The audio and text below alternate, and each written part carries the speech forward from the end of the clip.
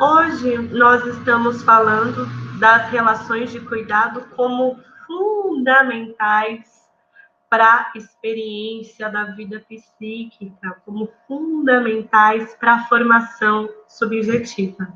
E nesse vídeo a gente vai pensar na importância do olhar do outro para a construção de quem somos, o olhar da outra pessoa que nos ama, o olhar da outra pessoa que nos cuida, como nós nos tornamos quem somos a partir desse olhar. Tem um psicanalista francês, o Jacques Lacan, que ele traz isso de uma forma muito interessante com o conceito do estado de espelho, que é quando que uma criança passa a se reconhecer no espelho. Como que esse processo acontece? Como que vocês imaginam que esse processo acontece? Vocês já passaram por uma situação de ver uma criança começando a se reconhecer no espelho, a olhar para o espelho e dizer eu? Como é essa ideia do início do eu, da criança se reconhecendo, se nomeando como eu? Como vocês imaginam que acontece?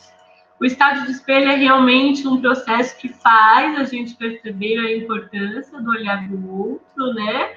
E é uma experiência que vai nos levar a pensar também na importância do reconhecimento. Quando a criança se reconhece como eu, e então se reconhece como diferenciada da mãe, diferenciada da outra pessoa, diferenciada de quem cuida, esse processo de reconhecimento tem todo um papel importantíssimo do olhar do outro. Então, aqui nós temos uma criança diante do espelho, né? Ela está dando um beijinho no espelho. E o que a gente sabe é que no início, ao colocar uma criança diante do espelho, ela tende a perceber como uma outra criança, ou como uma outra coisa, não como a imagem dela mesma. Né? Eu costumo contar que quando a minha priminha era pequenininha, eu tinha essa mania de brincar com ela, de colocar uma manchinha de batom aqui na testa dela, e quando eu vi, ela estava lá no espelho tentando limpar a mancha de batom da testa da neném do espelho. Então, tem a criança que vai olhar para o espelho e vai pensar que é um amiguinho, tem criança que vai olhar para o espelho e vai pensar, ai, a neném do espelho, né? E tem uma relação, ele pode até brincar com a neném do espelho, mas ela ainda não se vê como um reflexo, o espelho como a imagem dela, como o reflexo dela, né? Vai olhando para essa imagem com curiosidade, como se fosse um outro nenê. E, na verdade, ainda nesse momento, não tem uma imagem de si como nenê, uma organização do corpo, da imagem corporal como nenê, que vai ser permitida pela noção de eu.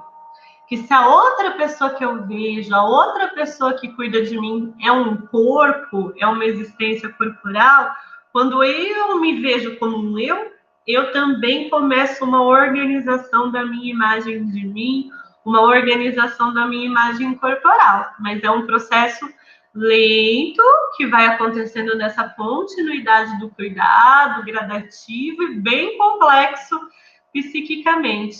Até que chega um momento que a criança está lá brincando com o nenê do espelho, com esse outro que ela percebe no espelho. Como é que ela vai olhar ali e vai dizer eu?